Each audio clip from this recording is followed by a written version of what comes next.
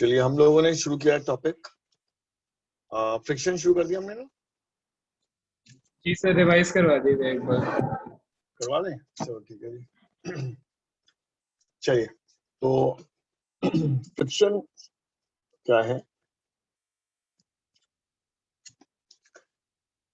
एक ऐसी फोर्स है between the surfaces in contact which acts when either there is a relative motion between the bodies और there is a tendency of relative motion. है ना, इस बात को समझते हैं कि जैसे मान लो एक फ्लोर पे कोई बॉडी कोई बॉक्स तुमने रख दिया एम मास का। अब अगर मैं आपसे कहूं कि भाई क्या कोई फ्रिक्शन फोर्स पे लग रहा है, तो आप कहेंगे भाई चेक कर लेते हैं। तो चेक कैसे करेंगे? पहले आप देखेंगे कि क्या फ्लोर के रिस्पेक्ट में ये ब्लॉक मूव कर रहा है। तो आप देखेंगे no, there is no relative motion between the block and the floor. So kinetic friction should not be acting. जैसे मैंने लास्ट क्लास में बताया था कि दो तरह के फ्रिक्शन है, काइनेटिक एंड स्टैटिक। तो kinetic will act when there is a relative motion between the bodies, and when there is no relative motion but only the tendency of relative motion, then the static friction acts. तो हम कहेंगे sir क्योंकि relative motion नहीं है इसलिए kinetic friction तो नहीं लगेगा। अब दूसरा सवाल आता है कि क्या स्टैटिक लगेगा? तो स्टैटिक के लिए हमें चेक करना पड़ेगा कि if I make the surfaces smooth और frictionless, will the body move या will it have any tendency to move? तो I will see yes no, it has no tendency, because अगर मैं स्मूथ कर दूं, स्मूथ सरफेस पे भी इस एम को रख दूं हॉरिजॉन्टल सरफेस पे, तो ये चलने वाला नहीं है, इसका कोई रिलेटिव मोशन नहीं होगा। तो इसका मतलब इसके पास ना तो कोई टेंडेंसी है मूव करने की और ना ही एक्चुअली रिलेटिवली मूव कर रहा है।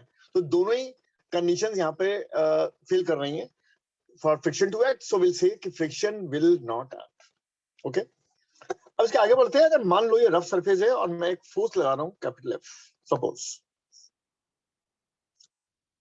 और कैपिटल एफ की वैल्यू मैं धीरे धीरे बढ़ा रहा हूं, और फिर मैं ऑब्जर्वेशन की बात करता हूं कि ऑब्जर्वेशन क्या है भाई, मूव कर रहा है रेस्ट पे, और फिर मैं फ्रिक्शन की बात करता हूं कि फ्रिक्शन कितना लग रहा होगा, राइट? तो फ्रिक्शन अगर मान लो मैं 1 न्यूटन रखता हूं कैपिटल एफ को हॉरिजॉन्टल डायरेक्शन में, and my observation is it is at rest, तो I will say the friction must also be 1 in the opposite direction. यानी फ्रिक्शन पीछे लग रहा होगा और वो भी 1 होगा, क्योंकि नेट फोर्स 0 होनी चाहिए as the body is at rest. और अगर मान लो मैं अपनी फोर्स को बढ़ाकर 2 कर दूं और मेरी ऑब्जर्वेशन ये हो कि बॉडी स्टिल रेस्ट पे है, तो मैं कहूंगा the static friction must be 2 Newton. Static क्यों? क्योंकि मैं रिलेटिवली तो मूव नहीं कर रहा, ठीक है ना। और फ्रिक्शन क्यों? क्योंकि फ्रिक्शन अगर नहीं लगा तो भाई कैपिटल एफ को बैलेंस कौन करेगा? क्योंकि बैलेंस तो करना है since body is not moving. तो इसी तरीके से सर एक बार काइनेटिक फ्रिक्शन समझा देगा वापस। स्टैंडर्ड फ्रिक्शन समझ गए, काइनेटिक फ्रिक्शन। काइनेटिक की मैं तुम्हें बताता हूँ कि जैसे मान लो फ्लोर पे तुम कोई भी छोटी सी कोई बॉडी, जैसे कोई ब्लॉक या कुछ भी, या जैसे आपका ज्योमेट्री बॉक्स होता है, उसे आप छोड़ दें, पुश करके छोड़ दें ऑन द फ्लोर, तो होता क्या है, वो मूव करेगा बट कुछ दूर जाकर वो रुक जाएगा, फाइनली वो रुक जाएगा। तो अगर मैं आपसे पूछूं भाई क्यों रुका, ठीक है ना, तो रिटार्ड हुआ, रुका, तो किस फोर्स की वजह से रुका? यानी ये एम। अगर आप फ्लोर के रिस्पेक्ट में देख रहे हैं तो it is moving in the forward direction, यानी ये वाला जो सरफेस है, ये वाला सरफेस है, और जो ग्राउंड का सरफेस है, मान लो चलो ये है ग्राउंड का सरफेस, मैंने दूर दूर बना दिया, but these two surface are having relative motion. Why?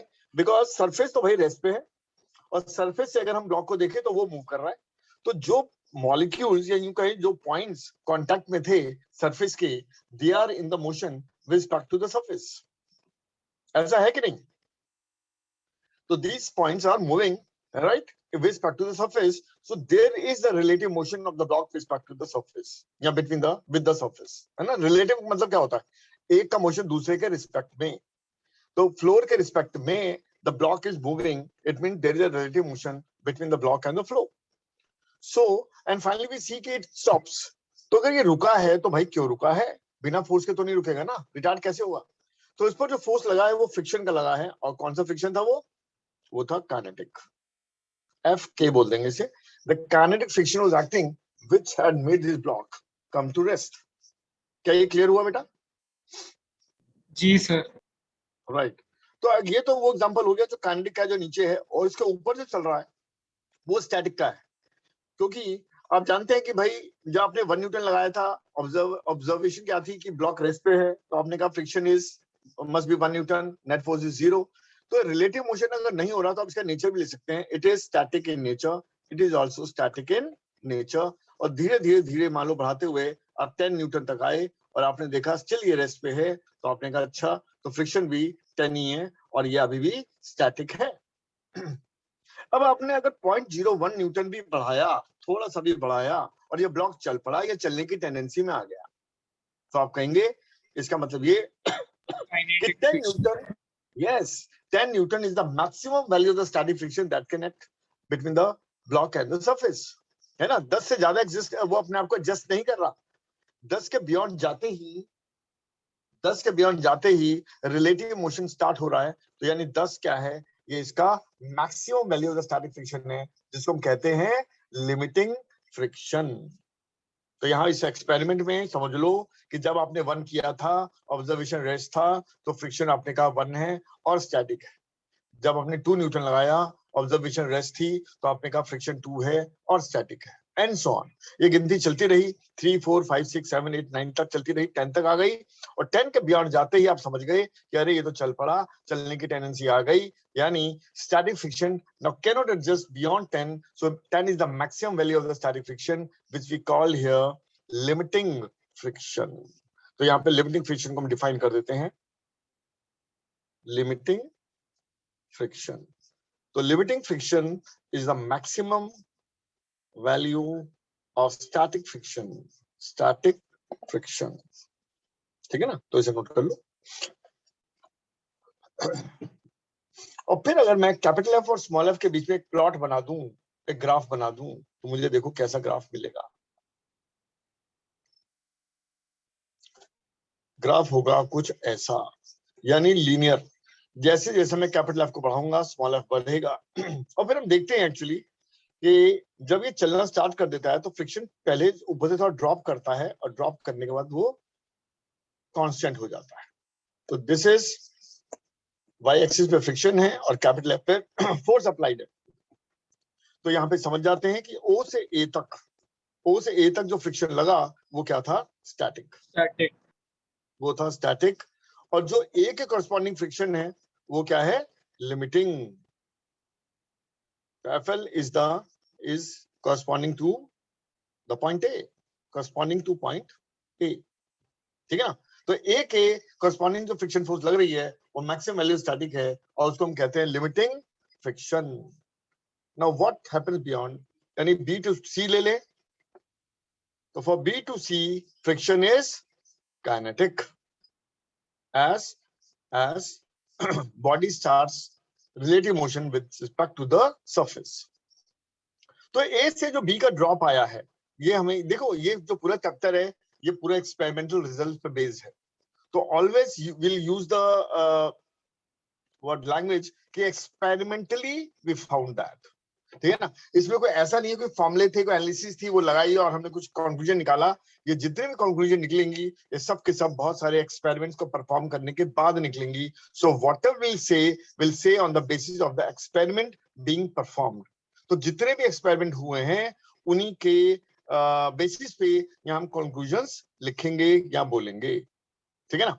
तो experimentally it is found that the kinetic friction is either less than or at the most equal to the limiting friction। यानी kinetic friction जो था, यानी इसके corresponding जो है ये एफके है, काइनेटिक फ्रिक्शन है। और एक्सपेरिमेंटली ये पाया गया है कि काइनेटिक फ्रिक्शन या तो लिमिटिंग के बराबर मिला है या कम, कभी भी ज्यादा नहीं मिला है। तो ये फैक्ट हम लिख लेते हैं, ठीक है ना। मतलब जो काइनेटिक जो लिमिटिंग से ज्यादा होगा वो उससे थोड़ा कम है ना, मतलब अमाउंट से, स्टैटिक से। लिमिटिंग अगर 10 है तो जब एक बार चल पड़ेगा तो वो मे बी 9.9 होगा, 9.8 होगा kinetic, but it will be never greater than 10 if the limiting is 10। समझ गए बात को? जी सर। ठीक है ना। तो हम यहाँ लिख देंगे experimentally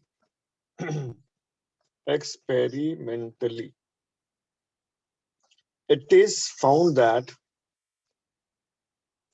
kinetic friction is less than equal to FL, यानी either it is equal to limiting or less than, it is never greater than limiting, यानी हजारों लाखों जितने भी एक्सपेरिमेंट हुए हों दुनिया भर में अलग अलग जगहों पर ये कभी नहीं पाया गया कि काइनेटिक फ्रिक्शन लिमिटिंग से ज्यादा मिल गया। तो इसे एज अ फैक्ट हम बोलते हैं, but on the basis of the experiments. यहाँ पे कोई भी थ्योरेटिकल पॉइंट नहीं है जिसके बेसिस हम कुछ कह रहे हैं। यहाँ पर हम जो भी कह रहेंगे वो कहेंगे on the basis of the experiments. That's why we use the language experimentally it is found that Fk is either less than or equal to Fl। तो इसे नोट कर लें आप।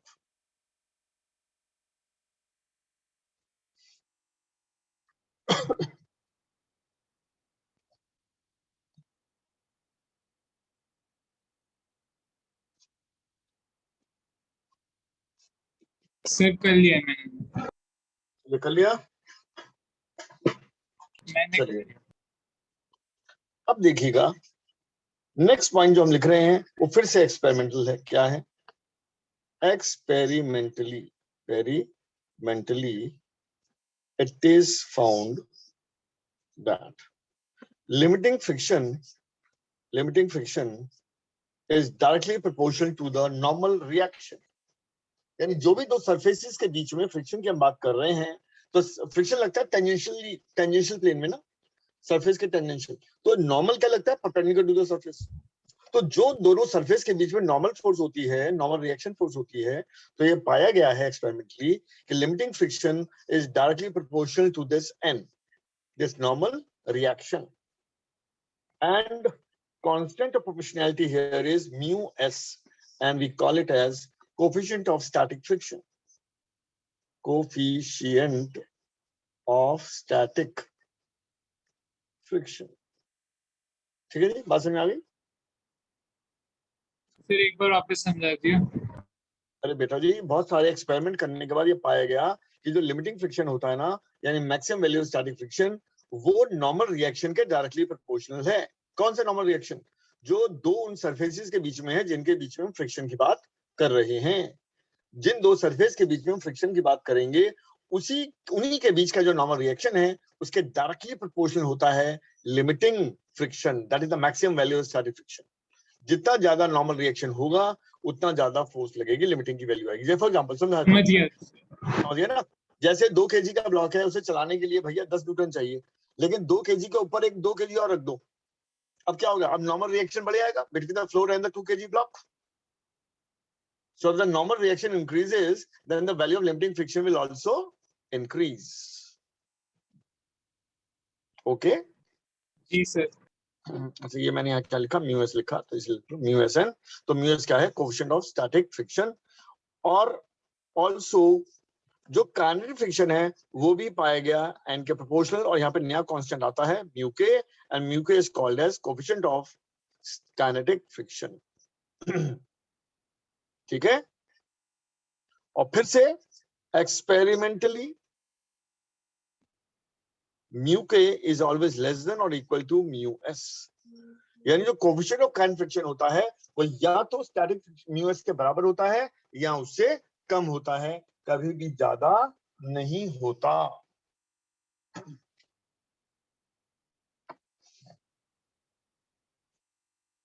यूके ज्यादा छोटा होता है ना? हाँ बेटा क्या? ठीक है, यूके जो ज्यादा mu s छोटा होता है। जी सर राइट, ठीक ये हो mu गया। k छोटा होता है। तो ये ना क्या है, ये डायमेंशनलेस क्वांटिटी है mu k, इनका कोई यूनिट नहीं होता, ये भी पॉइंट बना के लिख लो। mu k and mu s are dimensionless quantities and have no units। Dimensionless भी हैं और यूनिट भी नहीं है। जैसे कुछ चीजें होती है जो डायमेंशनलेस नहीं होती, डायमेंशनलेस होती है पर फिर भी यूनिट होता। फॉर एग्जांपल एंगल भी डायमेंशनलेस है लेकिन उसका यूनिट है। ऐसा यूनिट रेडियन होता है या डिग्री में बोलते हैं, लेकिन वो डायमेंशन लेस है। जैसे आपने डायमेंशन वाला चैप्टर किया होगा MLT, है ना?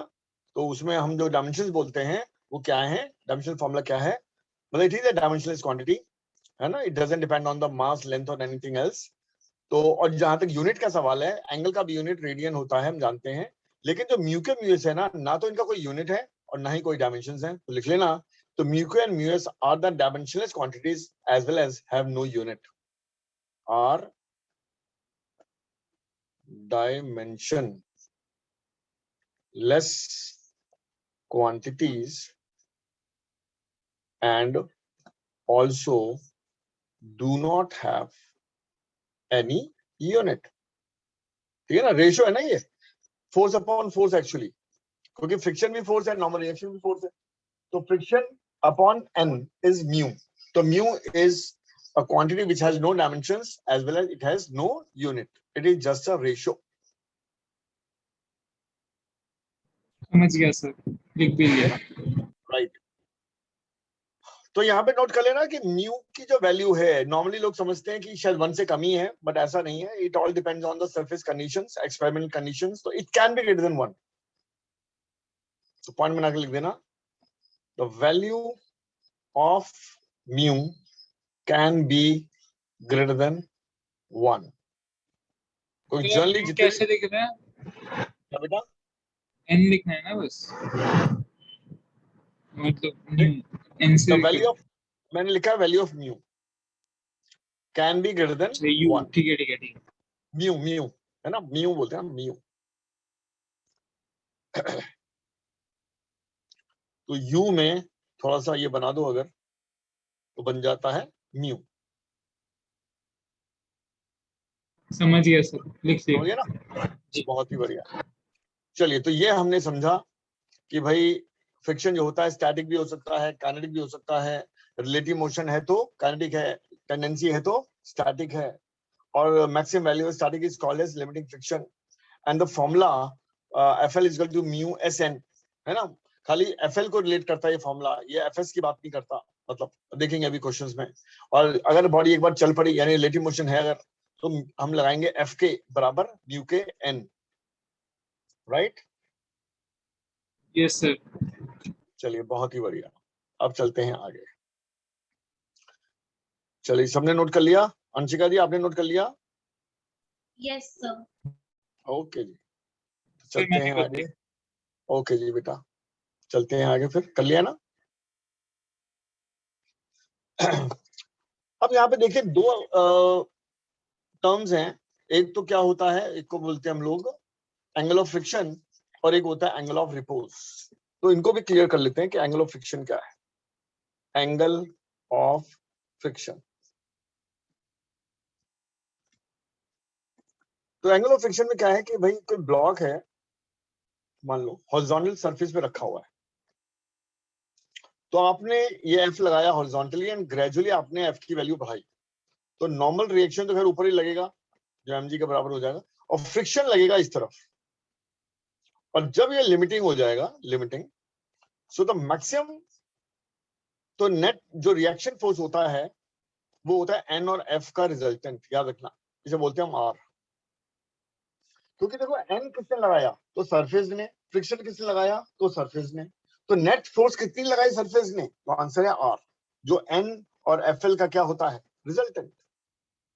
तो R is N square plus FL square under root, और we can say FL and N are the components of R। ठीक है, जो FL है और जो N है वो R के क्या है, कंपोनेंट्स। तो ये N भी सरफेस ने लगाया, फ्रिक्शन भी सरफेस ने लगाया, तो कई बार पूछा जाता है what is the net force by the surface, तो what will do, we will find the resultant of N and FL। या F में भी जो भी फ्रिक्शन फोर्स लगेगा, F और N का जो रिजल्टेंट होगा, that will be the net force by the surface on the block. क्या क्लियर है? जी सर, डायग्राम बना लो। Yes sir. बना लो जी, बना लो, बिल्कुल बना लो।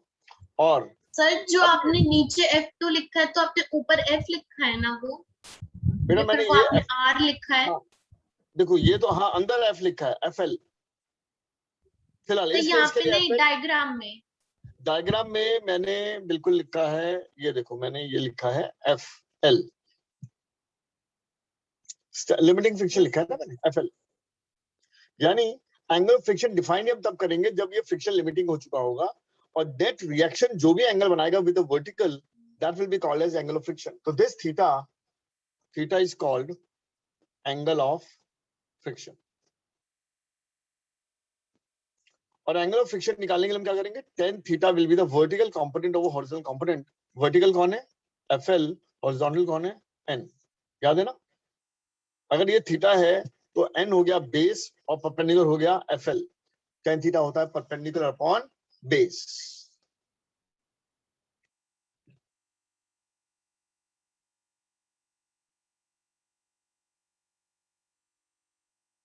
ठीक है, समझ आ रहा है? जी सर। तो जो FL होता है वो तो भाई म्यू एन होता है या म्यू एस एन होता है, तो यहाँ से एन एन कैंसिल हो जाएगा, तो tan थीटा क्या आ जाएगा, म्यू एस के बराबर, या थीटा हो गया tan inverse mu S, theta हो गया tan इनवर्स म्यू एस। तो ये जो एंगल ऑफ फ्रिक्शन कॉन्सेप्ट है, ये बेसिकली बहुत रेयरली डेफिनेशन वगैरह पूछी जाती है। नॉर्मली न्यूमेरिकल्स में जब दिया जाता है तो उसका एक ही पर्पस होता है, to find the value of mu. तो when angle of friction given to you, तो आप क्या कर सकते हैं, tan of that angle will give you the value of mu S.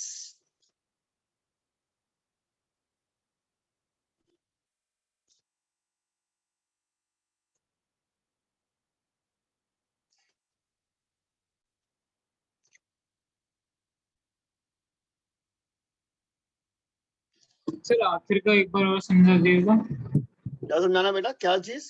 ये tan थीटा वाला पार्ट। tan थीटा में देखो तुम ध्यान से, कोई भी ट्रायंगल बना ले, राइट एंगल ट्रायंगल, तो अगर मैं बोलता हूं कि भाई ये अल्फा ले लेता हूं, चलो अल्फा, तो अल्फा के लिए ये सामने वाला परपेंडिकुलर होता है और ये बेस होता है, ये मालूम है ना? जी सर। और tan अल्फा क्या होता है, परपेंडिकुलर अपॉन बेस। लेकिन अगर मैं इस एंगल को ले लूं, ये बीटा है मान लो, तो बीटा के लिए ये वाला परपेंडिकुलर है और ये वाला बेस, तो tan बीटा हो जाएगा उसके सामने वाला एंगल यानी P अपॉन दिस B,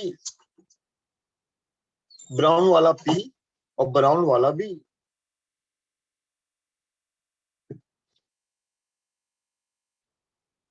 समझ गया सर, समझ गया, ठीक है। तो जो डायग्राम मैंने इधर बनाया हुआ है, यहाँ पे ये वाला FL हो गया और ये N हो गया, तो tan थीटा क्या हो गया, FL अपॉन N। आ गया सर।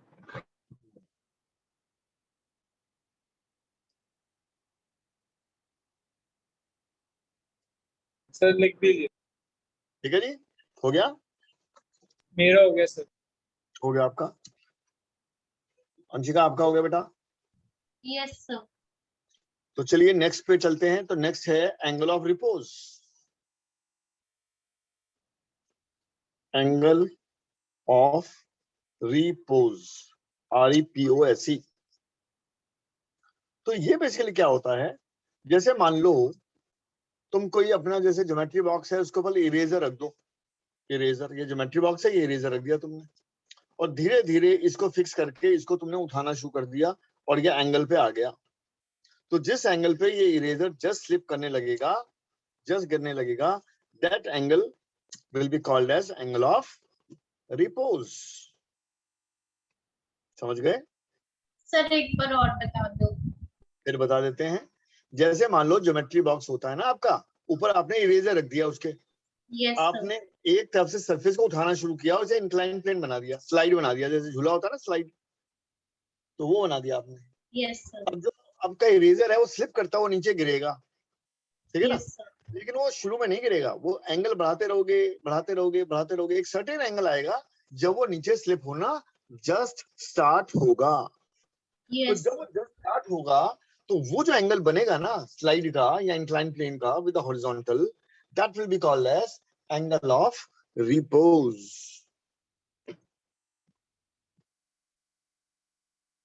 क्या भी समझ में आ गया?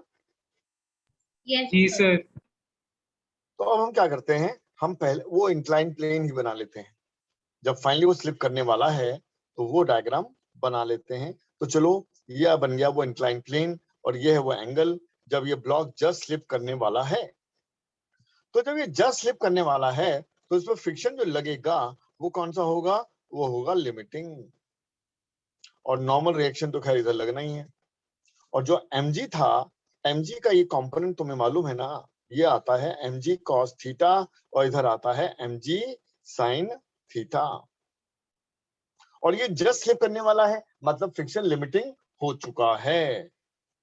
तो n कितना है भाई, n है mg cos थीटा, और mg sin थीटा क्या है, mg sin थीटा है FL के बराबर, क्योंकि अभी स्लाइड करना शुरू किया नहीं है इसने, ठीक है ना, अभी भी इक्विलिब्रियम में है।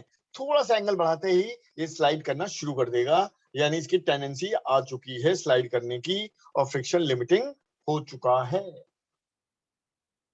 ये बात समझ में आ गई ना? फिर एक बार वापस समझा दिए वाला।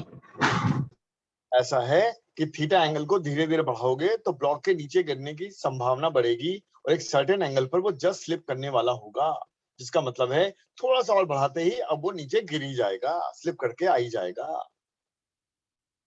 तो वो मैक्सिमम एंगल थीटा जब वो स्लिप नहीं करेगा, मैक्सिमम ज्यादा से ज्यादा थीटा जिसपे वो नीचे नहीं गिरेगा, तो this angle is called as angle of repose. और इसे निकालने के लिए अब हम क्या कर रहे हैं, अगर ये इक्विलिब्रियम में है तो along the plane net force क्या होगी, 0, यानी mg sin थीटा को मैं FL कर दूंगा।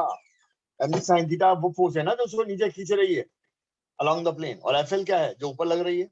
और अगर ये चल नहीं रहा अभी अगर ये जस्ट इक्विलिब्रियम में है तो मैं mg sin थीटा को FL के बराबर कर सकता हूं। क्या कर सकता हूं? FL के बराबर। Yes, equal. भाई दो फोर्स का रिजल्टेंट कब जीरो आता है, दो फोर्स का, जब वो इक्वल होती है और अपोजिट होती है। तो FL और mg sin थीटा अपोजिट तो खैर लग ही रहे हैं, और अगर ये इक्वल नहीं होंगे तो भाई इक्विलिब्रियम कैसे आएगा। तो अभी ये इक्विलिब्रियम है, इसका मतलब दोनों के मैग्नीट्यूड्स क्या है, बराबर। क्लियर है भाई यहां तक? जी सर। तो FL को मैं रखूंगा μSN, और n क्या है, n है mg cos थीटा, तो मैंने लिख दिया μS mg cos थीटा, और इधर क्या है mg sin थीटा, तो mg से mg कैंसिल, tan थीटा फिर से आ गया μS के बराबर, वही फॉर्मूला आ गया। यानी एंगल ऑफ रिपोज का भी यही फॉर्मूला था, एंगल ऑफ फ्रिक्शन का भी यही फॉर्मूला था। हाँ, सिचुएशन अलग थी, बस ये समझ लेना। एंगल ऑफ फ्रिक्शन के केस में ब्लॉक हॉरिजॉन्टल रखा हुआ था और उसे हॉरिजॉन्टली पुल किया जा रहा था, तो वो जब जस्ट स्लिप करने की टेंडेंसी में आया तब आर ने जो भी एंगल बनाया विद द वर्टिकल, उसको हमने नाम दिया एंगल ऑफ फ्रिक्शन। और इस केस में ये एंगल है इंक्लाइन प्लेन का, यानी जिस एंगल पर ब्लॉक ने जस्ट स्लिप करना शुरू करना है on the incline plane, that angle will be called as angle of repose. Although numerically tan theta दोनों केस में μs के ही बराबर है, और ये दोनों ही चीजें केवल μs को ही देने का एक तरीका है। किसी क्वेश्चन में जब ये दे देंगे कि एंगल ऑफ फ्रिक्शन इतना है या रिपोज इतना है, तो आपको बस μs को कैलकुलेट करना है, बस यही पर्पस है इसका।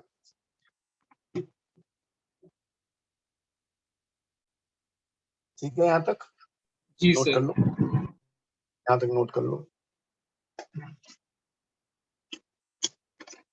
सर मैंने कर दिया। ठीक है जी, अंशिका तुम्हारा हो गया बेटा? Yes sir. ओके जी। अब यानी जो बेसिक थ्योरी है वो हमने कर ली है ना। ऑल दो कॉजेज ऑफ फ्रिक्शन पे भी जाएंगे, हालांकि किताबों में एक लाइन लास्ट में लिख देते हैं कि the exact cause is till date not known. काफी सारे रीजन देने के बाद ये बोल देते हैं जी एग्जैक्ट तो अभी भी नहीं पता क्या क्या है, ठीक है ना। तो उसके बारे में बात करेंगे, लेकिन अभी मैं आपको न्यूमेरिकल्स में थोड़ा सा एप्लीकेशन करवाऊंगा, ठीक है। तो चलिए पहला सवाल देखते हैं।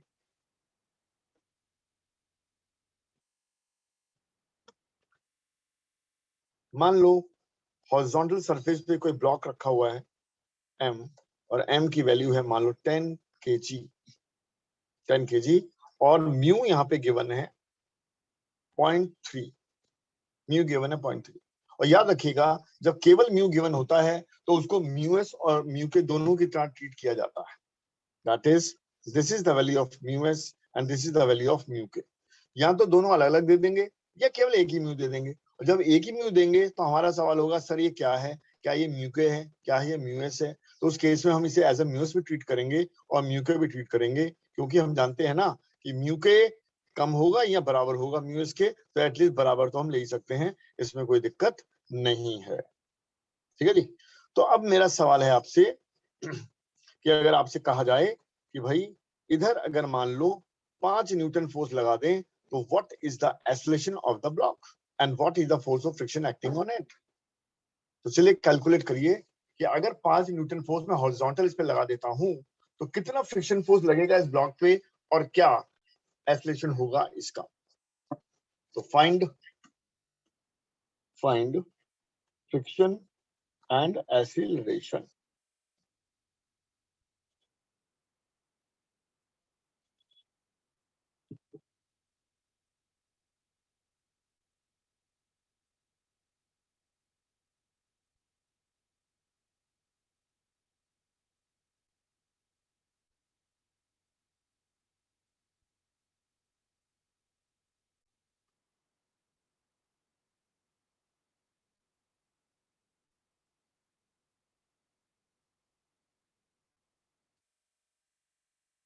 क्या लगता है ब्लॉक चलेगा या नहीं चलेगा?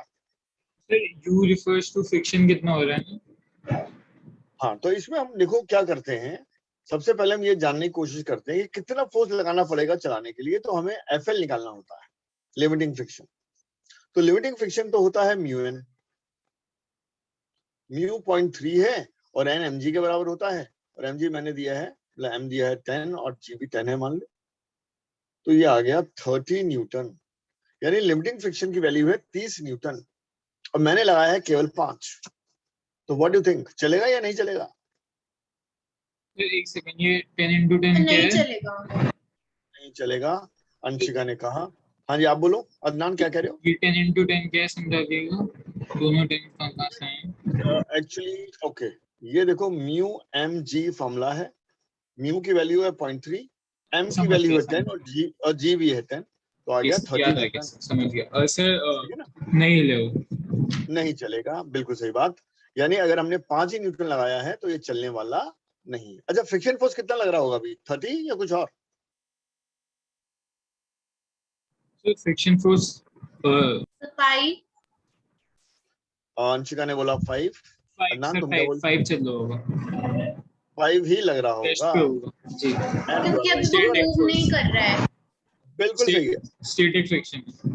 बिल्कुल सही बात है। ये मूव नहीं कर रहा है, इसलिए नेट फोर्स तो 0 ही होगी। और अगर आगे 5 है तो भाई पीछे भी 5 ही होगा। तो इसका मतलब फ्रिक्शन इस वक्त 5 है ना? और लिमिटिंग 30 था, ये अलग बात है, पर 30 लगेगा नहीं। ठीक है ना? चलिए, बहुत ही बढ़िया। अब आते हैं अगले सवाल पर। तो सेम ब्लॉक रखते हैं। ब्लॉक का मास एक्सीलरेशन भी निकालना है ना, कितनी होगी? जो चला ही नहीं उसका एक्सेलरेशन अच्छा क्या है बेटा? 0, सॉरी। वो 0 है। तो m जो है वो 10 kg है, ऐसा हमने किया। सेम सवाल लेंगे अब, मतलब डाटा सेम होगा लेकिन चीजें बदलेंगी। तो म्यू है 0.3। अब मैंने क्या किया, मैंने एंगल पे फोर्स लगा दी। कितनी? मैंने लगा दी 10 न्यूटन लगा दी और एंगल रख ली मैंने 37। तो this angle is 37 and the applied force by me is 10. Again find the force of friction acting on the block, acceleration of the block, and also the limiting friction in this case. तो 3 चीजें आपको calculate करनी है कि limiting friction क्या होगा, friction acting क्या होगा और एक्सेलरेशन क्या होगा। चलिए निकालते हैं। और आपको ये वैल्यू तो मालूम है ना, cos 37 sin 37 सब मालूम है? जी सर। ठीक है अंशिका, मालूम है ना? ये ट्रायंगल होता है, ये 37 है, ये 3 है, ये 4 है, ये 5 है। So from this triangle you can find the value of cos 37 as well as sin 37.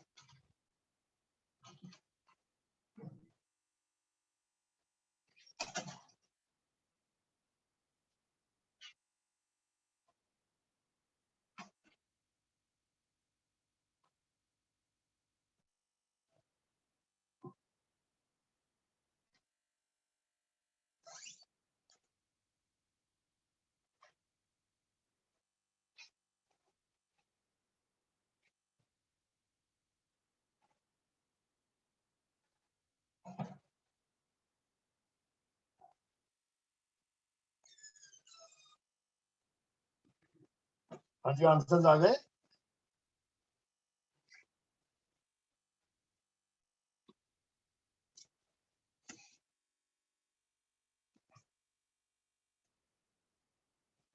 तो इस केस में नॉर्मल रिएक्शन कितना है?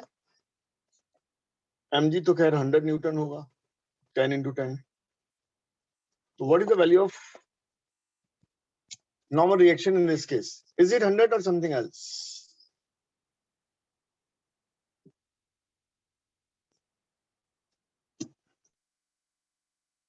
हाँ जी अंशिका, normal reaction कितना होगा?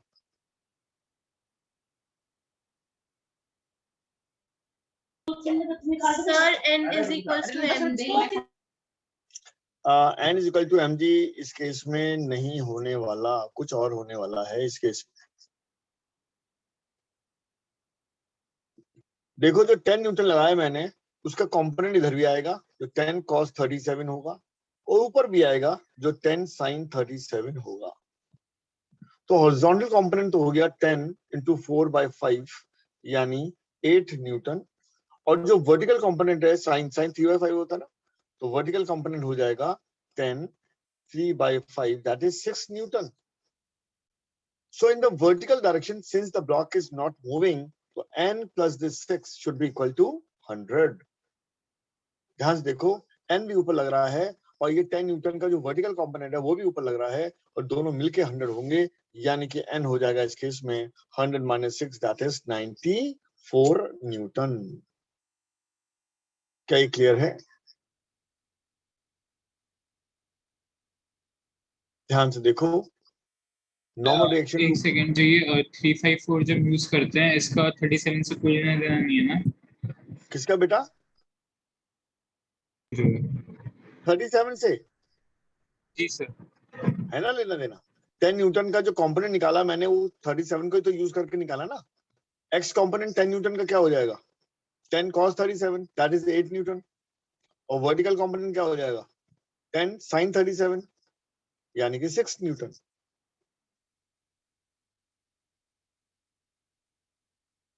और जो नॉर्मल रिएक्शन है, ठीक है ना, वो हम निकालेंगे by considering the equilibrium in the Y direction.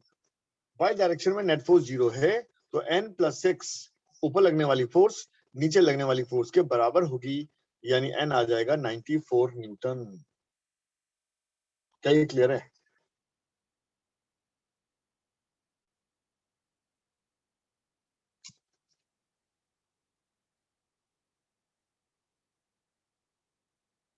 Sir मुझे अब वो याद नहीं आ रहा कि मुझे सर में 4/5 एंड 3/5। अच्छा क्या इसमें डाउट है तुम्हें? ये याद नहीं आ रहा तुम्हें ये वाला? हाँ हाँ सर। ये ट्रायंगल मैंने आपको पहले भी कई बार बताया है, और उसके एकदम याद कर लो कि जो राइट एंगल ट्रायंगल है ना, मान लो ये एंगल 37 है, तो ये 53 हो जाता है एक्चुअली, ठीक है ना। तो 37 वाली साइड, इन साइड्स का जो रेशो है, ये पाइथागोरियन ट्रिपलेट एक्चुअली, इसे क्या बोलते हैं? Pythagorean triplet, 3 4 and 5। और इस ट्रिपलेट के लिए जो इस ट्रायंगल के एंगल्स हैं वो क्या क्या है? 90 तो है ही खैर, और एक 37 है और एक 53। तो यहां से फायदा ये होता है कि cos 37 अगर आपको निकालना है तो बेस अपॉन हाइपोट यानी 4/5, और अगर sin 37 निकालना है तो परपेंडिकुलर अपॉन हाइपोट यानी 3/5। ये याद कर लेना होता है ट्रायंगल, ये बहुत आता है जेई में और नीट में, मतलब इस तरह की। ये सिर्फ 37 का? हाँ जी बेटा, सिर्फ 37 का ये? हाँ 37 का है ये, बिल्कुल। और 53 का निकालना है तो भी निकाल लोगे, जैसे cos 53 निकालना है, मान लो ये 53 है ना, तो अपोजिट हो जाएगा। हाँ, तो 3/5 हो जाएगा, और sin 53 करोगे तो ये 4/5 हो जाएगा, क्योंकि एंगल के सामने वाली साइड को हमेशा परपेंडिकुलर बोलते हैं, और जो एडजेसेंट होती है वो बेस बोल देते हैं, और हाइपोट तो खैर हाइपोट ही रहेगा। तो साइन थीटा आपको मालूम है परपेंडिकुलर अपॉन हाइपोट होता है, कॉस बेस अपॉन हाइपोट होता है, और tan परपेंडिकुलर अपॉन बेस होता है।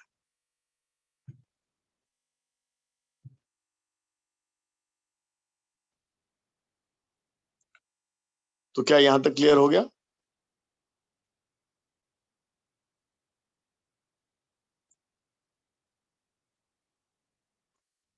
जो बात समझ में ना आए वो अच्छे से क्लियर करके आगे चलना, क्योंकि बिना क्लियर किए फायदा नहीं है जाने का आगे।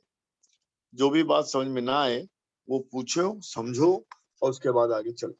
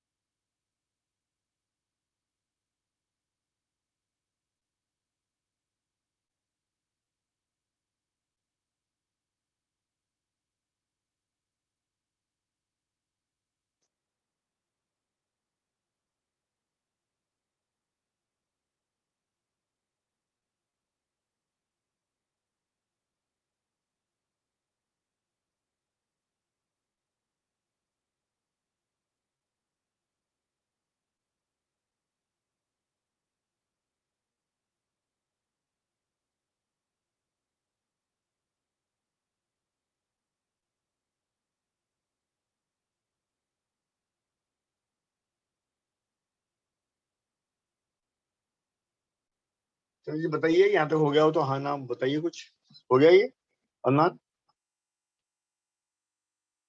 सेकंड से सर फिर हम cos 37 की वो क्या रखते हैं वैल्यू? cos 37 की वैल्यू बेटा 4/5 रखते हैं। ये लिखा हुआ है ना मैंने, सर इसलिए यहाँ पे एक साइड में तो 10 दिया था ना। नहीं, एक मिनट शांति शांति पर। देखो cos 37 अलग चीज है, 10 अलग चीज है। तो 10 न्यूटन तो मैंने फोर्स लिखा था, लेकिन जो कंपोनेंट है 10 का, एक्स कंपोनेंट, हॉरिजॉन्टल कंपोनेंट, वो क्या हो जाएगा? 10 cos 37 हो जाएगा ना। Yes sir. भैया आपको रिजोल्यूशन ऑफ वेक्टर्स मालूम है ना? अगर कोई वेक्टर Yes. 10 है और 37 एंगल बना रहा है हॉरिजॉन्टल से, तो उसका हॉरिजॉन्टल कंपोनेंट क्या हो जाएगा? 10 cos 37। और y कंपोनेंट, वर्टिकल कंपोनेंट क्या हो जाएगा? 10 sin 37। पहले इस बात को अच्छे से समझ लो, नहीं क्लियर हुई तो पूछ लेना। सर तो permanently cos 37 is equals to 4/5। हाँ, ऑलवेज अच्छा cos 37 is always 4/5, always, because वो तो हमने स्ट्रेंगल से निकाला ना, उसका 10 से तो कोई लेना देना है नहीं। cos 37 तो स्ट्रेंगल से निकलेगा, जो 3, 4, 5 का ट्रिपलेट है, पाइथागोरन ट्रिपलेट। वहां 10 लिखा हो, 100 लिखा हो, that doesn't matter. cos 37 will remain 4/5।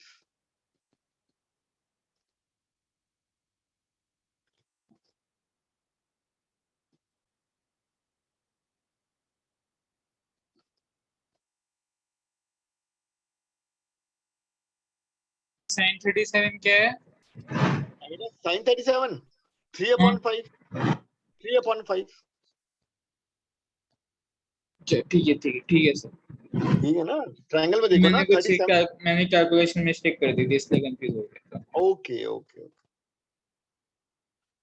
अभी क्लियर है? देखो अभी क्लियर है सर, समझ गया। समझ गया ना? चलो ये मैं रब कर देता हूँ, इसकी जरूरत नहीं है।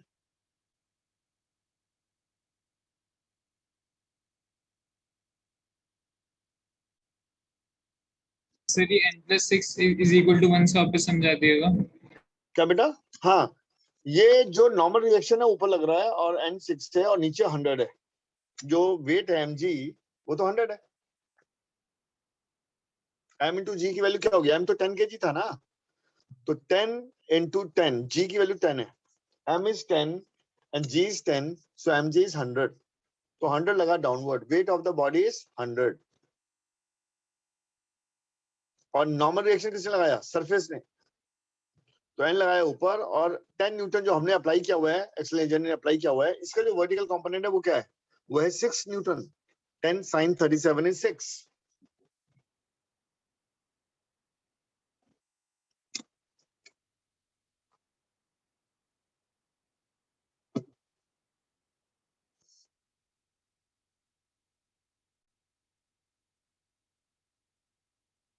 ठीक है, जी सर। चलिए, तो नॉर्मल रिएक्शन आ गया 94 न्यूटन। आई होप ये क्लियर है भाई। अंशिका क्लियर है? Yes sir. तो लिमिटिंग फ्रिक्शन क्या होगा, अब ये सोचते हैं। लिमिटिंग फ्रिक्शन का फॉर्मूला था म्यू एन, और एन है 94। तो 0.3 into 94 निकालना है हमें. So 3 4s are 12, 27, 28, and the decimal here. So it is 28.2 newtons. The limiting friction is 28.2 Newton. अब फ्रिक्शन फोर्स कितना लग रहा है इस बार, और will it move or not? 8 Newton लग रहा है, तो नहीं लगा. क्या बेटा? 8 न्यूटन लग रहा है ना. बिल्कुल सही, क्योंकि नहीं, हॉरिजॉन्टल डायरेक्शन में, हाँ, ये 8 न्यूटन हम आगे लगा रहे हैं आपका कंपोनेंट, तो friction must be 8 Newton. Friction must be this 8 Newton, and the body will not move since the force exerted on it in the x direction is less than limiting. तो limiting तो 28.2 है ना, हम केवल 8 लगा रहे हैं horizontal direction में, तो the body will not move.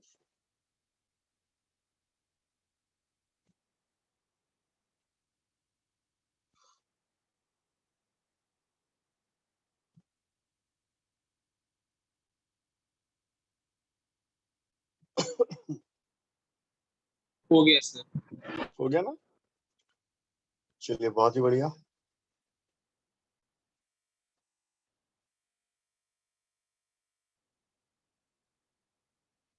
ठीक है अंशिका, समझ में आ गया?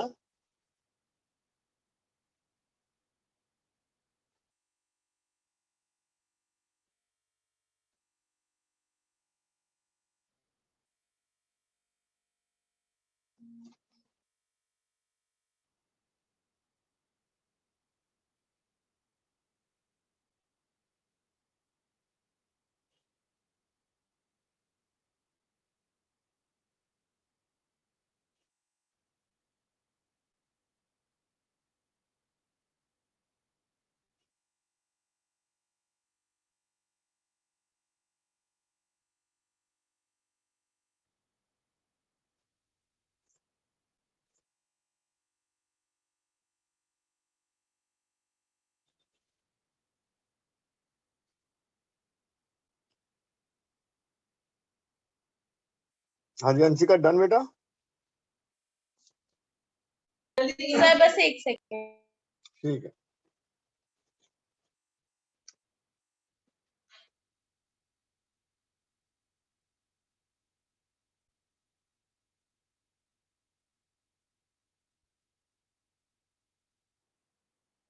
सर हो गया.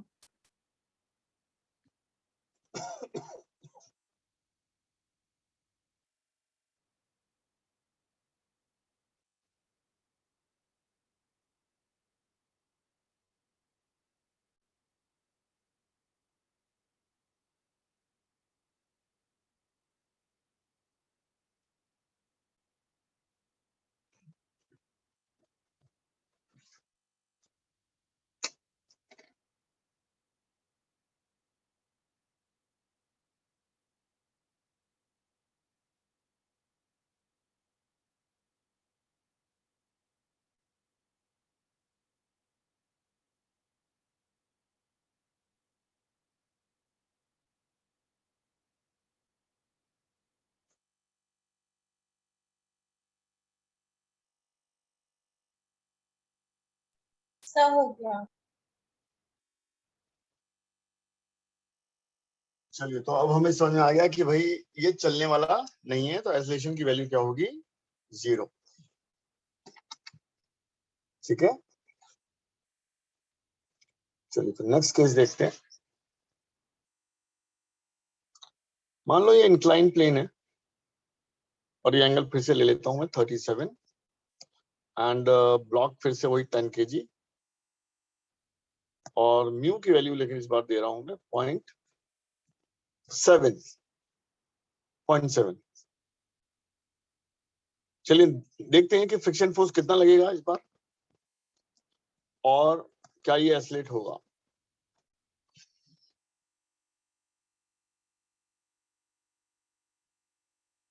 और जी जो लेना है वो 10 ही लेना है, वो तो बोलने वाली बात नहीं है.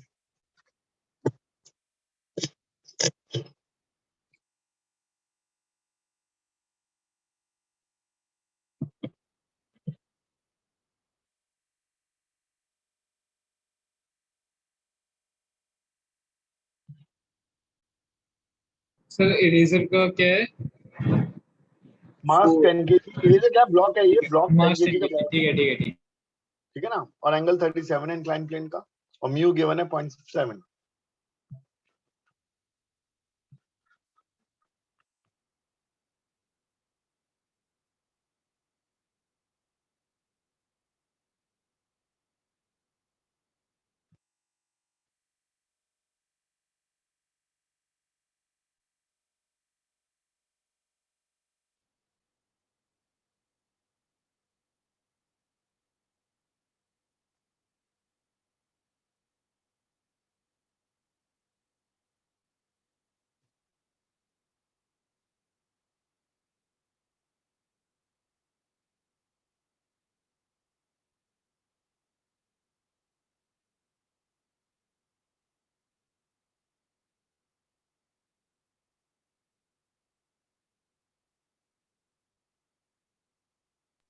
सर हाँ जी बेटा बोलो।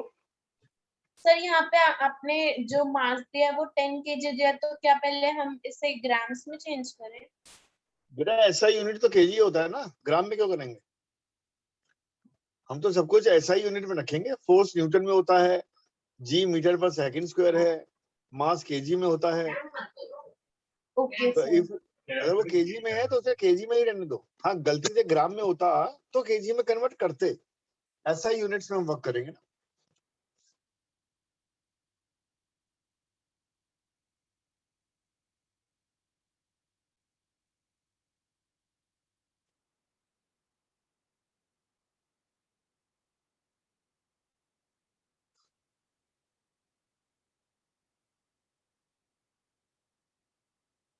तो फिर तो सर फिर force 65.8 100 Newton. Newton. Sir 65.8 Newton है फ्रिक्शन। तो देख लेते हैं, तो आपको क्या कंक्लूजन निकला, एक्सेलेरेट करेगा या नहीं करेगा? नहीं मैंने तो ये लिमिटेड फ्रिक्शन बताया आपको। Okay, limited friction 65.8। 65.8। चलिए चेक कर लिमिटेड लेते हैं अभी। फ्रिक्शन। Okay let's check. और क्या आप क्या कह रहे हैं अंशिका? सर मैंने अभी पूरा सॉल्व नहीं किया, मैं कर रही हूँ। चलो कर लो, कर लो। और अदनान आप आगे बढ़ो, देखो कि क्या ये मूव करेगा नहीं करेगा, सब चेक करो।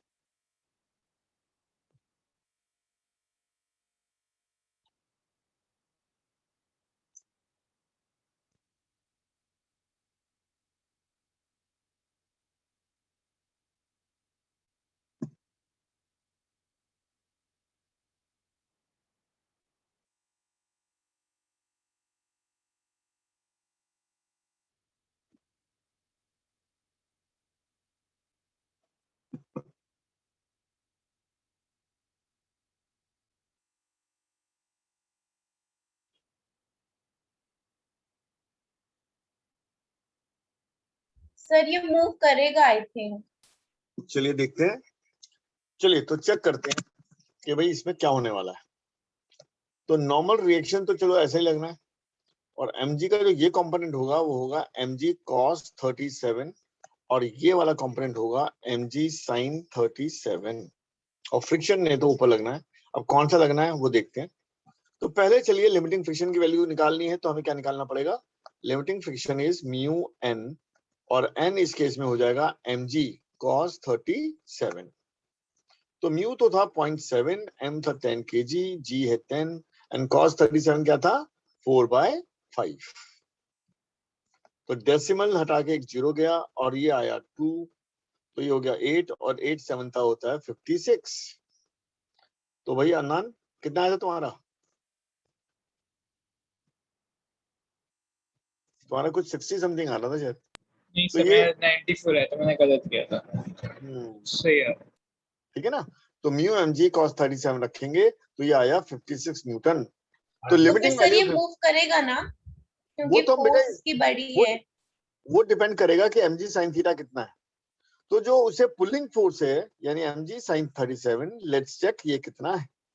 तो m है 10, g है 10, और sin 37 होता है 3/5। तो 3 ये आया 2, ये 60 आ गया बेटा। तो इसका मतलब जो पुलिंग फोर्स है जो उसे खींच रही है नीचे, वो तो 60 है, 60 है, जबकि लिमिटिंग खाली 56 है। तो इसका मतलब ये चलेगा। है ना, चल जाएगा ये। और नेट Yes, फोर्स कितनी sir. हो जाए, हाँ, और इसलिए इसको लिमिटिंग ना कह के अब इसको काइनेटिक भी कह देंगे, कोई दिक्कत नहीं है, क्योंकि अगर ये चल पड़ा है तो इसका मतलब ये फ्रिक्शन अब काइनेटिक है और ये 56 है, तो इसका एक्सेलरेशन कैसे निकालेंगे? The net force which is 60 minus 56 upon mass 4/10, that is 0.4 metre per second square. इस एक्सेलरेशन से अब ये नीचे आएगा।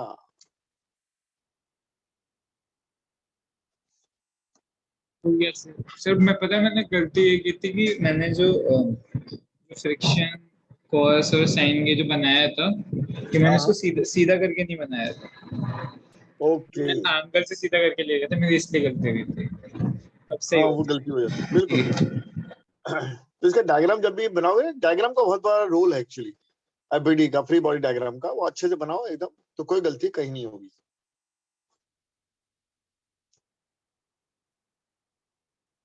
हो गया सर मेरा। हो गया ना? अंशिका आपका भी हो गया? कर लो, पूरा कर लो। Yes, sir.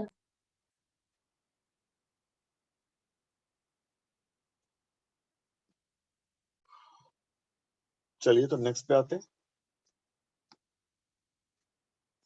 अब मान लो एक वर्टिकल वॉल है,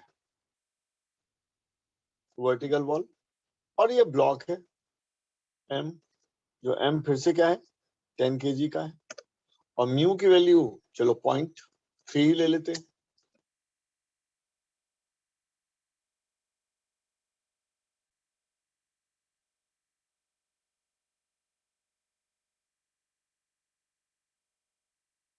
ठीक है, 0.3 ले लेते हैं। और यहां मैंने लगा दिया एक फोर्स जो है 200 न्यूटन। ठीक है, अब आपको बताना है कि भाई ये वॉल पे नीचे स्लिप होगा या नहीं होगा, होगा तो कितना फ्रिक्शन फोर्स लगेगा, तो कितना, सब बताना है। सर अगर ये वॉल वर्टिकल है तो फॉल तो होना ही चाहिए क्योंकि ग्रेविटी की वजह से। आप एक काम करो, अपने घर की जो साइड वॉल है ना, उस वॉल पे कोई थोड़ी सी रफ सी कोई बुक ही रख दो चलो, और बुक को ना प्रेस करो हॉरिजॉन्टली ऑन द वॉल, अच्छे से प्रेस करो अच्छा और सब देखो मैंने ये सर नहीं देखा था होगा। कि यहाँ पे फोर्स लग रहा है। हाँ फोर्स लग रहा है, तो आप देखोगे कि वो गिरेगी नहीं, पर ultimately that will depend on कि आप कितनी फोर्स अप्लाई कर रहे हैं। अगर आप अप्लाइड फोर्स को कम करेंगे तो फिर वो स्लिप करना स्टार्ट हो जाएगी। हाँ जी अदनान, कुछ कह रहे थे बेटा? एक सेकंड सर, मैं कर रहा हूँ ये। कर लो।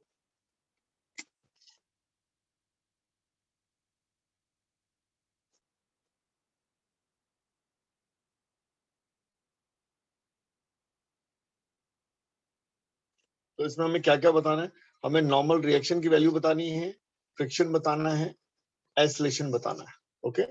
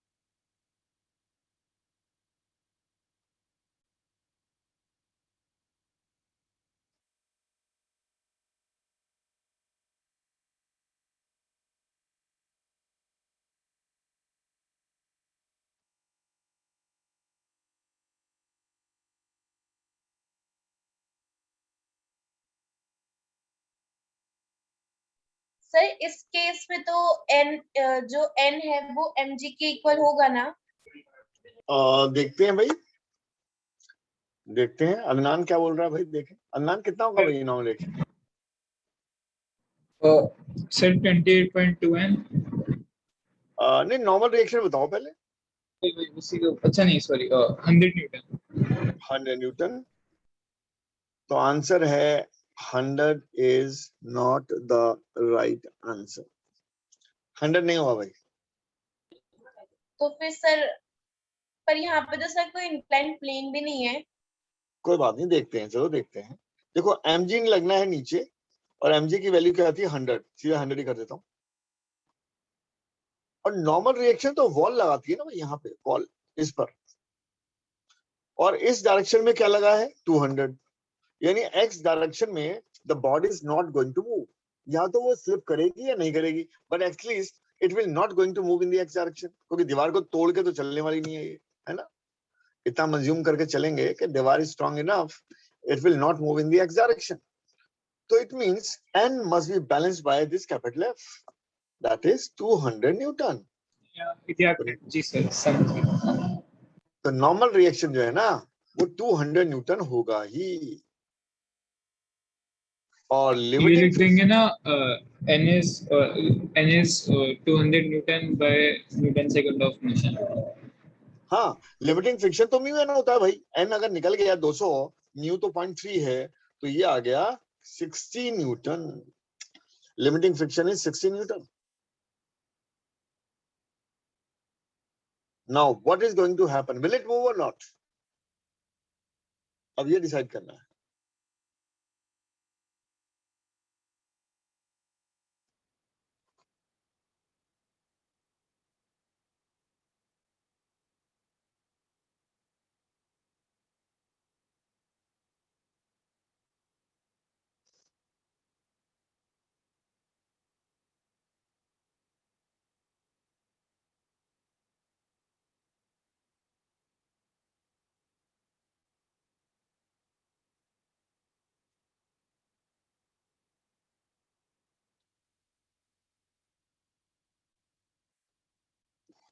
इट विल नॉट, संजय बेटा, चलेगा या नहीं चलेगा?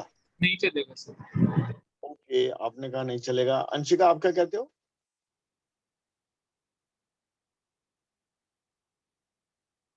एक्चुअली सर चलेगा, चलिए, मेरे अल्लाह ख्याल ने से कहा चलेगा। पक्का नहीं ओके, है। चलिए सर देखते हैं। चलेगा। चलेगा, ओके।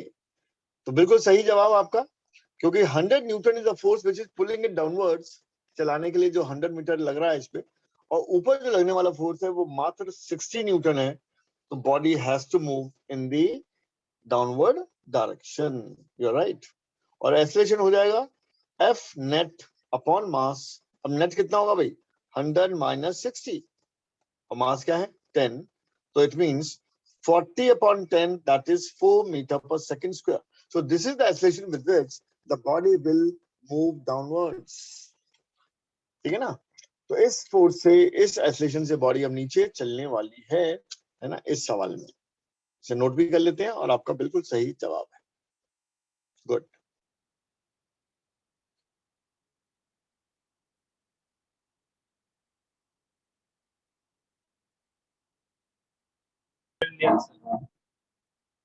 चलिए, हो गया बेटा, देख लो, कंप्लीट है।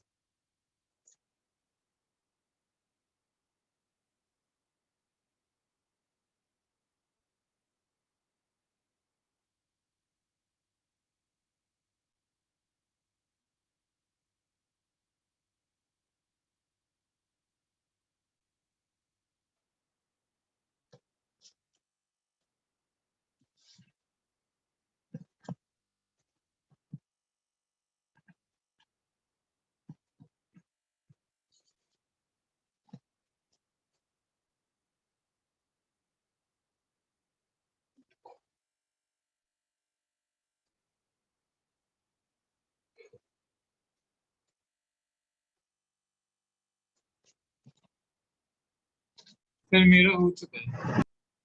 हाँ जी बेटा, डन। अदनान हाँ मेरा हो चुका है सर। हो गया। अंशिका तुम्हारा यस सर। कोई डाउट है तो पूछ लो। क्या कोई डाउट है अंशिका? No sir. चलिए तो बढ़ते हैं फिर आगे, नेक्स्ट क्वेश्चन देखते हैं। तो एक सवाल देखिए, मैं ऐसा कुछ दे रहा हूं। ये टेबल है और टेबल पे ये पुली है, ये भी एक पुली है, एक ब्लॉक है यहाँ, और ये ब्लॉक हैंग कर रहा है दूसरा, एक ब्लॉक हैंग करेगा यहाँ से। तो ये ब्लॉक है 5 kg का, और ये वाला ब्लॉक है 15 kg का, और ये वाला ब्लॉक है 5 kg का, राइट। और म्यू की वैल्यू गिवन है 0.2, और जी तो खैर 10 ही लेना है। तो आपको बताना है कि tension in the two strings क्या है, टेंशन, एक्सेलरेशंस, है ना। तो चलिए मान लेते हैं कि यहाँ टेंशन है T1 और यहाँ T2, राइट। चलिए सोचते हैं कैसे होगा ये सवाल। Find the tensions and the accelerations if any. Tension मतलब क्या है? स्ट्रिंग में टेंशन होती है ना, स्ट्रिंग। तो दो स्ट्रिंग है यहाँ पर, एक तो लेफ्ट में है जो 5 kg और 15 kg के बीच में लगा हुआ है, और एक राइट में है जो 5 kg और 5 kg के बीच में ही लगा हुआ है। तो सेकंड वाला स्ट्रिंग जो 5 kg वाला है, उस पर तो लगा है टेंशन, मान लेते हैं T2, एंड इधर मान लेते हैं लेफ्ट वाले में T1। तो हमें T1 और T2 की वैल्यू निकालनी है।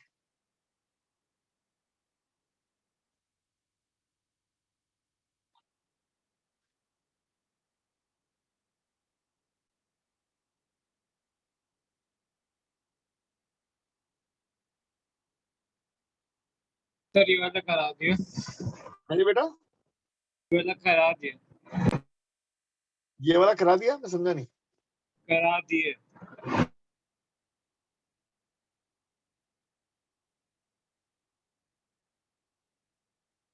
मतलब ये मैं करवा दूं, आप ऐसे करें?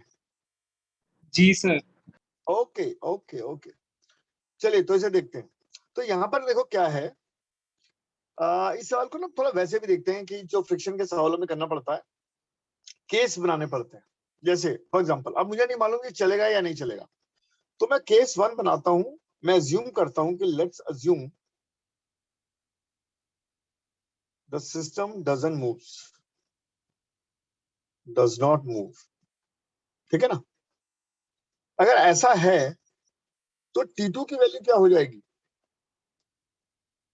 ये तो 50 न्यूटन है, तो T2 हो जाएगा, यानी 5 kg ब्लॉक पे देखें तो T2 है ऊपर, mg है नीचे 50, तो T2 हो गया 50 न्यूटन, राइट। और अगर हम 15 kg का ब्लॉक देखें, 15 kg का, भाई वो भी चल नहीं रहा है, तो T1 must be balancing its weight. 150 Newton. हाँ, तो T1 हो जाएगा 150 न्यूटन। फिर हम देखते हैं कि भाई लिमिटिंग फ्रिक्शन की वैल्यू क्या है इस केस में।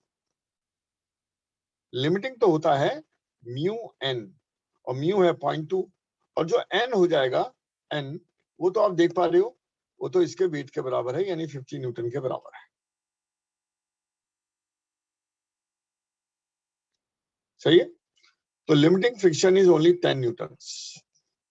तो लेट्स चेक, अभी चलने की जो टेंडेंसी है, इधर जो फोर्स लग रही है वो 150 है, इधर जो फोर्स लग रही है वो 50 है, और फ्रिक्शन मैक्सिमम लग सकता है 10, लिमिटिंग वैल्यू 10 है। तो इज इट पॉसिबल कि सिस्टम इक्विलिब्रियम में रह पाए?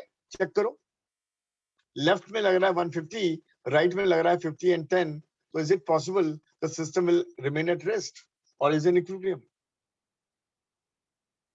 क्या बोलोगे? सर नहीं, it would not remain at rest क्योंकि 50 plus 10 is 60 न्यूटन, तो 150 Newton is more than 60 Newton, तो लेफ्ट की तरफ जाएगा। Very good. और इसमें एक चीज और भी होती है, 10 की बजाय हम ना एफ मान लेते हैं, फ्रिक्शन मान लेते हैं कि फ्रिक्शन एफ है,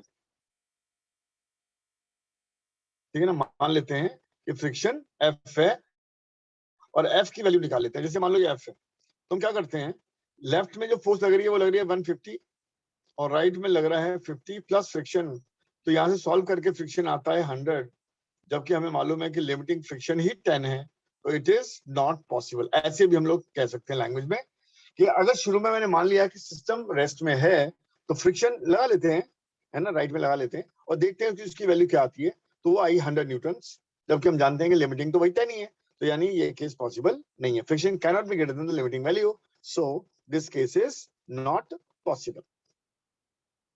लिख लो नीचे। तो केस 1 तो ये था कि केस पॉसिबल नहीं है। तो अब क्या करेंगे, case 2, that is we will assume the system is moving with the acceleration small a, यानी तीनों ब्लॉक के एक्सेलरेशन जो हैं वो a ईच हैं, और वो आप केस देखेंगे। पहले आप इसे नोट कर लें।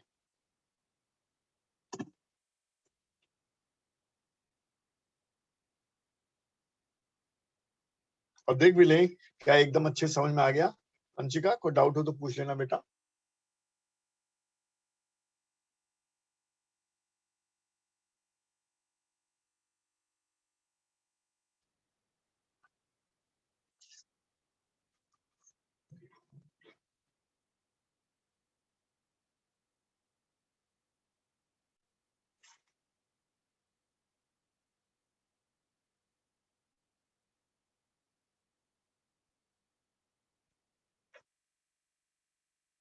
सर ये F2 is equal to हाँ बेटा, एक्चुअली हमने मान अच्छा लिया नहीं कि अच्छा लेट, नहीं FL है ना वो, ठीक है। हाँ हाँ भाई लिमिटिंग 10 है, लेकिन हमने f मान के f को निकाल लिया, और चूंकि लिमिटिंग से ज्यादा आ गया है इसलिए हम कह रहे हैं कि ये केस पॉसिबल नहीं। नीचे लिख देना language, since f is greater than fl this case is not possible.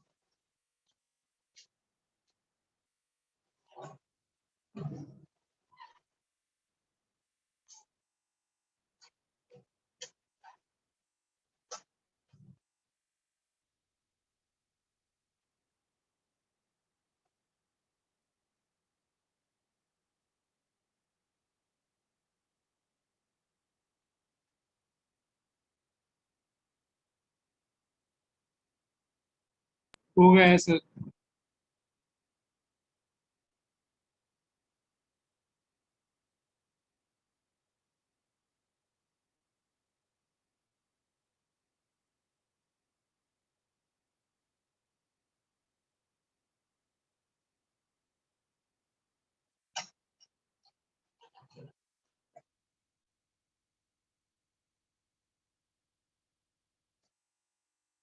हाँ जी अंशिका, हो गया आपका भी?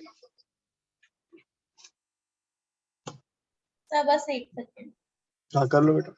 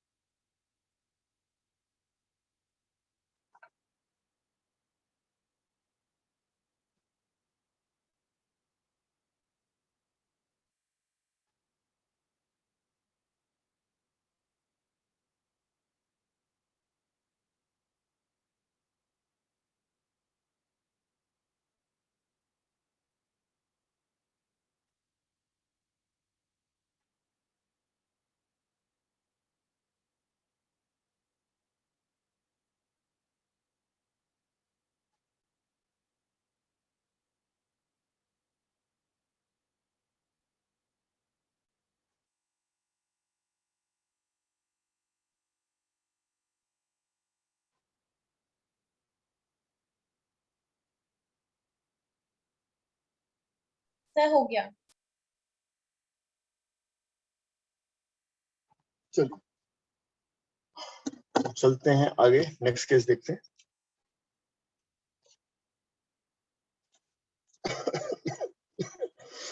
तो अभी हमने क्या किया है, अभी हम केस 2 की बात करेंगे, है ना। तो तो केस 2 जो है इसमें वो क्या है, तो आपने ये लिख ही लिया है तो मैं इसे रब कर सकता हूँ, ठीक है ना, ये मैं रब कर देता हूँ। जी सर।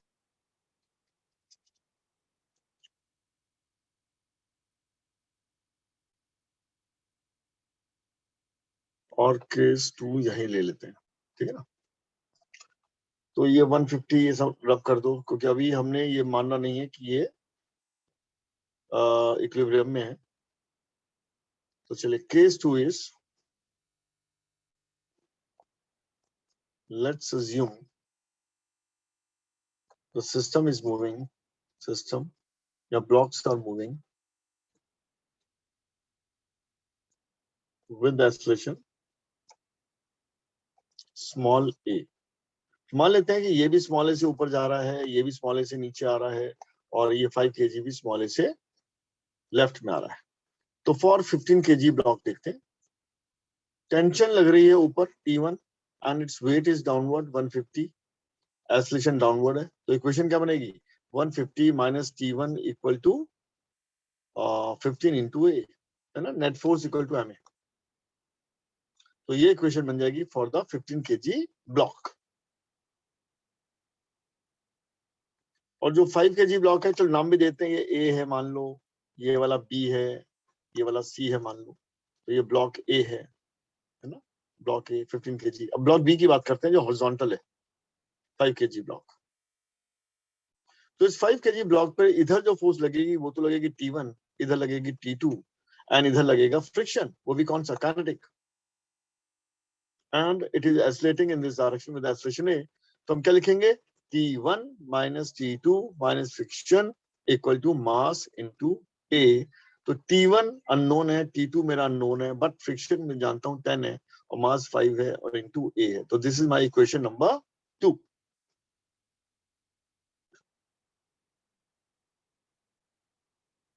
तो वापस समझा दिए।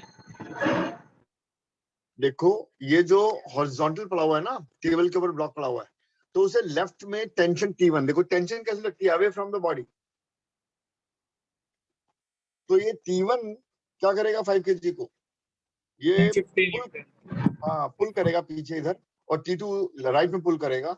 और डेफिनेटली जब हमने एक्सेलरेशन इसका लेफ्ट में माना है, तो acceleration must act in the backward direction opposite to the relative motion, ठीक है ना। फ्रिक्शन हमेशा opposite to the relative motion लगेगा अगर काइनेटिक है तो फ्रिक्शन हम ऑलरेडी निकाल चुके हैं कि वो 10 था, निकाल चुके हैं ना, 10 ही था मेरे ख्याल से, लेविटिंग फ्रिक्शन वाज 10, हाँ सर निकाल दिया। राइट।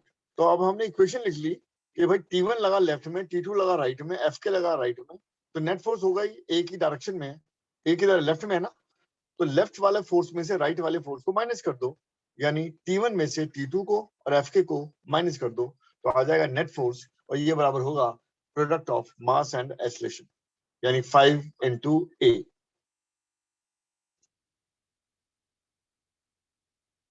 क्लियर है क्या बेटा? हाँ सर। और जो सी ब्लॉक है, अंशिका क्लियर है, इसे नोट भी कर लो और समझ Yes, लो sir. अच्छे से। तो ब्लॉक सी की अगर हम बात करेंगे,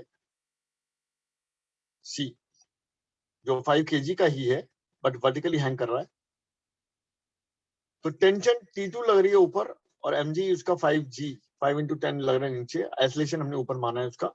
तो इक्वेशन हो जाएगी इसकी T2 minus 50 equal to mass into a।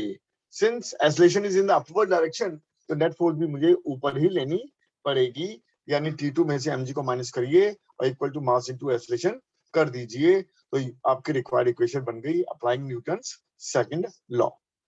तो देखो इक्वेशन 1, 2 एंड 3 कितने वेरिएबल है हमारे, T1, T2 and small a. So we have 3 variables, 3 unknowns and 3 equations. तो इन्हें हम इजीली सॉल्व कर सकते हैं और T1 और T2 की वैल्यू निकाल सकते हैं। अगर आप जल्दी से निकाल दें तो बहुत अच्छा लगेगा। तो कोशिश करिए कि T1 निकाल दो, T2 को एक आध वैल्यू।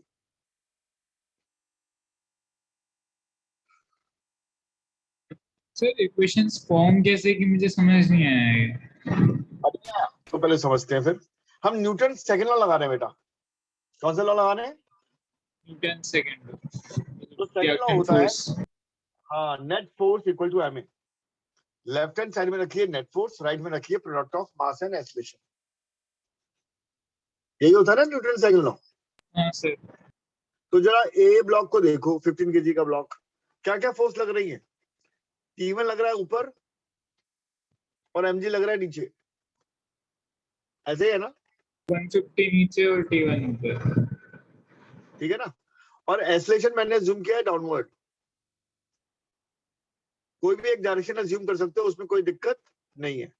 अगर ए सॉल्व होके पॉजिटिव आया मतलब जो तुमने अज्यूम किया था वो सही है, और अगर नेगेटिव आया तो उसके अपोजिट ले लो। तो आपको बिल्कुल सोचने की आवश्यकता नहीं है कि किधर एक्सेलरेशन है। Take in any direction, doesn't matter, कोई दिक्कत वाली बात नहीं है। तो 15 केजी के लिए सोचो क्या करना चाहिए। 150 न्यूटन तो उसका वेट है 150, यानी 15 इंटू जी, वो डाउनवर्ड है, T1 अपवर्ड है, पर ए नीचे है जो आपने माना है, तो फोर्स भी नीचे लेनी पड़ेगी ना। तो क्या लिखोगे? लिखोगे 150 minus T1 equal to 15 into a. समझ लो, आराम आराम से समझो बिल्कुल। क्या ये समझ में आ गया? हाँ सर समझ गया। ओके जी। और ये भी समझ लो बी ब्लॉक का, T1 लगा लेफ्ट में, T2 लगा राइट में, और फ्रिक्शन भी लगेगा राइट में बिकॉज हमने एक्सेलरेशन अज्यूम किया है लेफ्ट में। समझ गया सर। समझ गया ना? चलो बहुत बढ़िया। तो बाकी तो खैर इन्हें सॉल्व भी करना है, तो कर लीजिएगा, है ना, खुद से कर लीजिएगा, कोई दिक्कत नहीं है। तो ये हमने आज फ्रिक्शन का मतलब काफी कुछ किया, काफी केसेस किए हैं। तो नेक्स्ट क्लास में हम इसको थोड़ा और अच्छे से आगे लेके जाएंगे, है ना। थोड़े मुश्किल वाले भी क्वेश्चन लेंगे, हल्के फुल्के। अभी थोड़ा, है ना, फर्स्ट ऑर्डर के हैं, इजी से सवाल है। Gradually level will increase.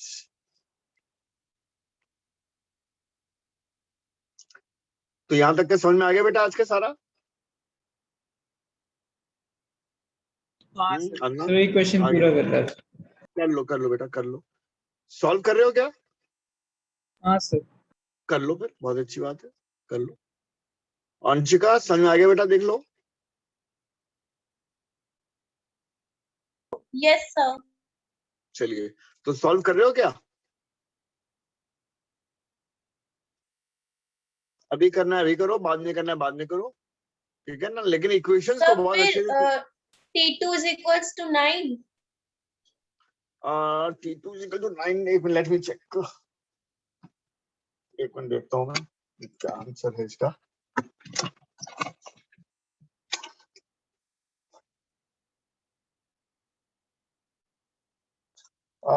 इसका बेटा 68 आ रहा है, वैसे 9 नहीं आ रहा, 68 न्यूटन।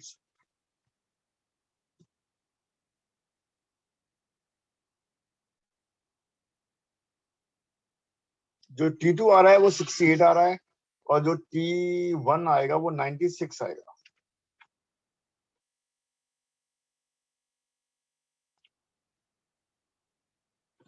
याद रखना ये 50, ये 5 इंटू ए है, इसे 59 मत सोच लेना, ठीक है ना। बाकी इक्वेशन सब समझ में आ रही है ना? देख लो इक्वेशन ही देख लो पहले, इसमें कोई डाउट तो नहीं।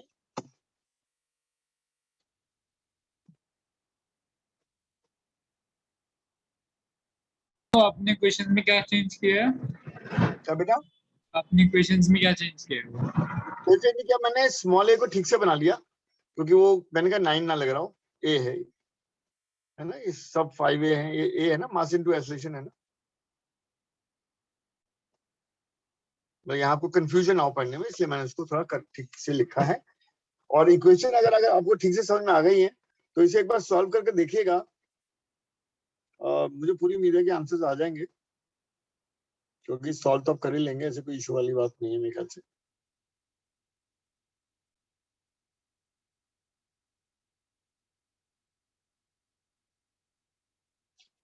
कौन सी का आंसर निकालने में कोई दिक्कत आ रही है बेटा? सर आई थिंक मैंने वैल्यूज गलत पुट कर दी। चलो एक काम करते हैं, मैं आपको थोड़ा सॉल्व भी कर देता हूँ। जैसे T1 minus T2 minus 10 equal to 5, मैं तीनों इक्वेशंस को लिख रहा हूँ, ठीक है ना। और ये T2 है, माइनस 50 है, ये 5 है। तो पहला काम क्या कर रहा हूँ, मैं इक्वेशंस को ऐड कर रहा हूँ। ऐड करने से क्या होगा, T2 कैंसिल, T1 कैंसिल, और 150 में से 60 गया एक्चुअली, तो 90 बचा, और इधर ऐड करेंगे तो ये 25A आ जाएगा। तो A की वैल्यू आ गई 90/25 एक्चुअली।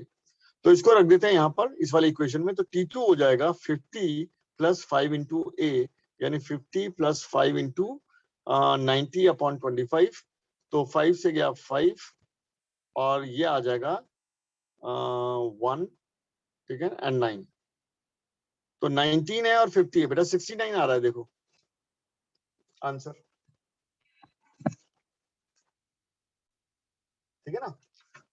तो जहां मेरे पास है 168 दिया हुआ है, बट वो इसलिए भी है क्योंकि हमने जी को 9.8 लेंगे तो 68 आ जाएगा, और जी को 10 लेंगे तो 69 आ रहा है। क्या समझ में आ गया बेटा? देखो इक्वेशंस, मैंने इक्वेशन गलत लिखी हुई थी, एक सेकंड। ना इक्वेशन तो ठीक से लिखो भाई, इक्वेशन में गलती नहीं करनी है। और इक्वेशन एक बार ठीक लिख दोगे तो सॉल्व बहुत, देखो इन्हें ऐड करोगे तो टी तो वैसे कैंसिल हो जाएगा, देखो ध्यान से, T1 से T1 गया, T2 से T2, तो लेफ्ट हैंड साइड में आ गया। ये मैंने गलती 150 में से 10 जाएगा, फिर 150 में से 50 जाएगा, तो इट इज 90, और राइट हैंड साइड में क्या आ गया 25। तो ए की वैल्यू आ गई 90/25। If you put it in any equation, जैसे मैंने थर्ड में पुट किया है, तो T2 की वैल्यू सॉल्व होकर आके आ रही है 69 न्यूटन। तो यहां तक देख लीजिएगा भाई, क्या ये क्लियर है?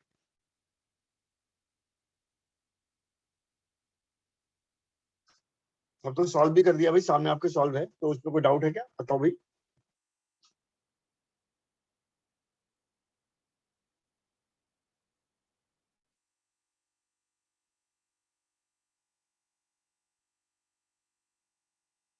हाँ जी अंशिका बेटा, आ गया? Yes sir. And Adnan, clear है बेटा सारा? एक सेकंड सर, कर लो, हो गया बस।